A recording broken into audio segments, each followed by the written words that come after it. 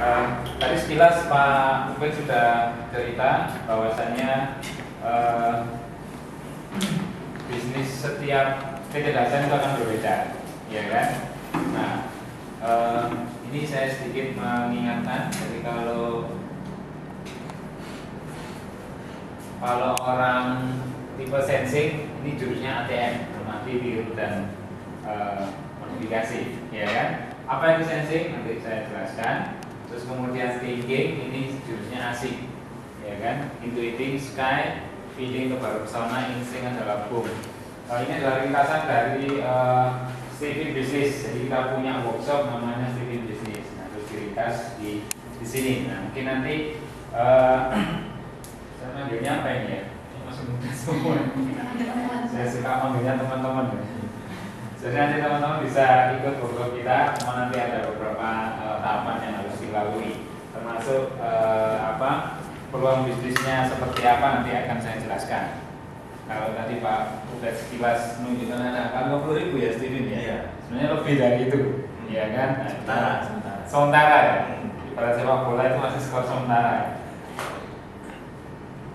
Nah, bagaimana kok bisa muncul seperti itu? Nah, ini adalah konsep awalnya.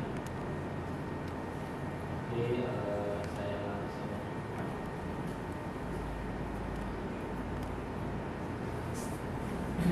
tahu gambar apa ini? Makam kuburan. Ya, kalau kita lewat kuburan terutama tengah malam, ya kan, ada bulan, kira-kira perasaan kita gimana? Nah, kok bahagia? Saya curiga dengan ini termasuk apa ini? Itu dunia sini atau itu dunia lain? Secara umum orang akan mengalami ketakutan, ya kan? Begitu. Nah, sebenarnya yang utama sebenarnya bukan rasa takut kita ketika kita melewati kuburan, tapi yang harusnya jadi ketakutan kita adalah ketika kita dipanggil oleh Sang Maha Kuasa, ya kan, sehingga rumah kita pindah ke sini, ya kan, potensi kita tidak bisa maksimal di hidup ini, ya kan, kita tidak bisa memberikan yang terbaik dalam kehidupan kita, kita tidak bisa memberikan manfaat yang sebanyak-banyaknya kepada masyarakat di sekitar kita. Keburu dipanggil oleh Sang Maha Kuasa. Kira-kira kita jadi orang yang merugi atau orang yang beruntung? Ini jelas orang yang merugi. Nah, kalau bagaimana agar kita bisa punya kebermanfaatan yang bisa jalan-jalan seluas-luasnya buat masyarakat kita, ya kan? Ibaratnya kayak HP ini. HP ini kalau dalam kondisi yang baik, ya kan, ini bisa memberikan manfaat sebesar-besarnya pada kita, buat WA, buat apa? Selfie. Oh, selfie, ya salah satunya. Kalau apa? Jadi bahan promosi produk kita kan kalau kita selfie kan. Nah, kalau kondisinya baik, tapi bagaimana, ya kan? Kalau kondisinya berbeda, mungkin selama ini kalau teman-teman punya smartphone, ya kan, hanya sebatas telepon dan SMS, itu sebenarnya juga menggambarkan kayak tadi, manfaatnya kurang bisa maksimal. Padahal smartphone itu bisa untuk yang lainnya, browsing, googling, ya kan, terus kemudian mapping.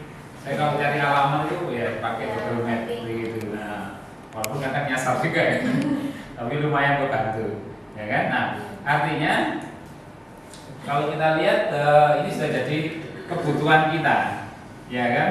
Alat-alat itu seperti ini sudah jadi kebutuhan kita.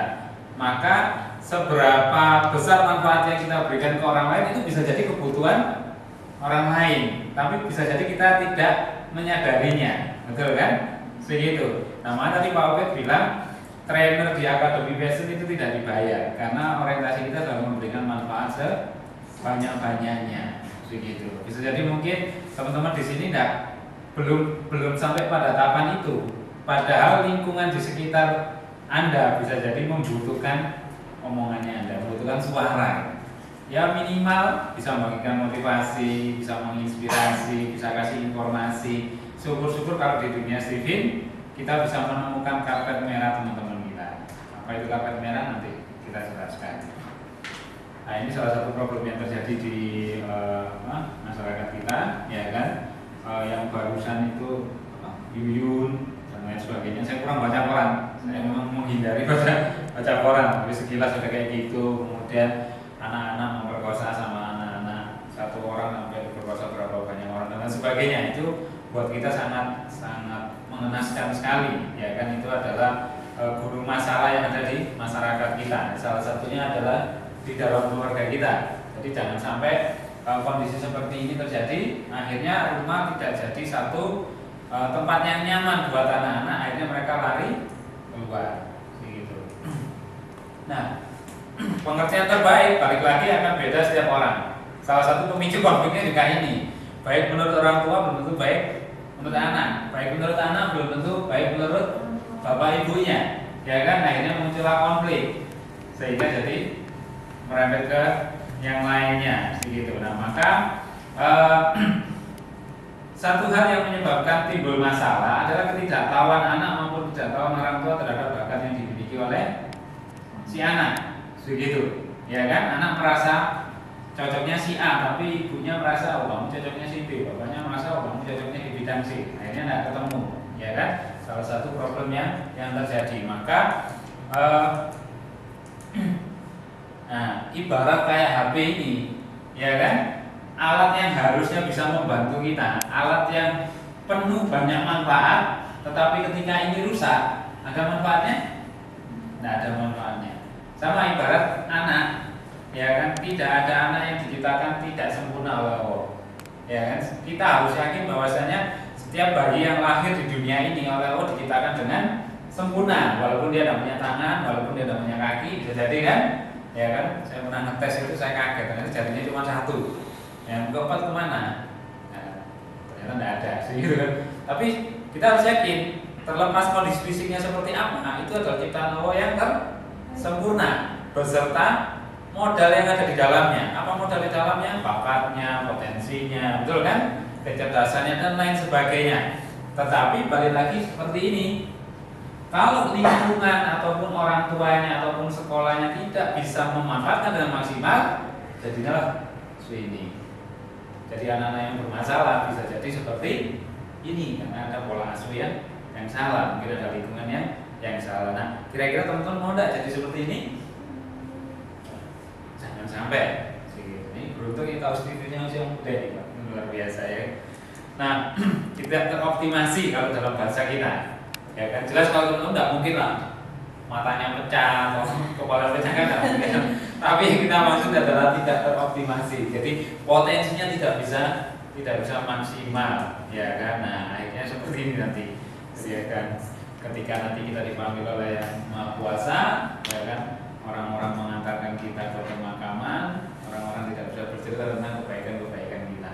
Orang-orang tidak bisa bercerita tentang manfaat apa yang kita sudah berikan kepada masyarakat sekitar kita. Yang lebih parah lagi, kalau yang nyantar sudah sedikit, ceritanya yang jelek-jelek, betul nggak?